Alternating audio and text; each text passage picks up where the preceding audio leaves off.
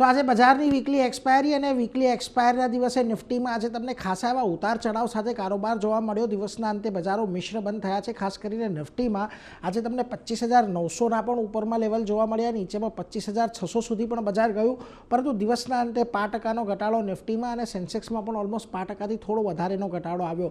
પરંતુ આજે જે પીએસયુ બેન્કોની અંદર સારી તેજી હતી એને પગલે આપણને નિફ્ટી બેન્કે ગ્રીન ઝોનની અંદર ખાસ કરીને બંધ થતું જોવા મળ્યું છે। અહીંયા પણ દિવસના નીચલા સ્તર પાસેથી સારી રિકવરી આવી।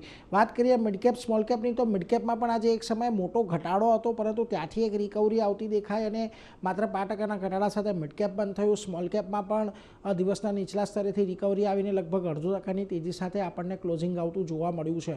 હવે જુઓ સેક્ટર્સની અંદર આજે ડિફેન્સ કાઉન્ટર્સમાં વેચવાલી રહી, રિયલ્ટી, ફાર્મા, એફએમસીજી આ બધી જગ્યાએ તમને આજે થોડીક વેચવાલી તરફેનો કારોબાર જોવા મળ્યો હતો, પરંતુ જ્યાં તેજી હતી ત્યાં આગળ ખાસ કરીને જો કેપિટલ માર્કેટ શેર્સ હતા કે જે આજે સારી ખરીદદારી જોવા મળી હતી। એ ઉપરાંત તમને આજે પીએસયુ બેન્કોમાં જેમ કહ્યું સારી ખરીદદારી રહી। આ ઉપરાંત આઈટી અને મેટલ કાઉન્ટર્સ, અમુક મેટલ કાઉન્ટર્સમાં આજે તમને તેજી સાથેનો કારોબાર જોવા મળ્યો હતો।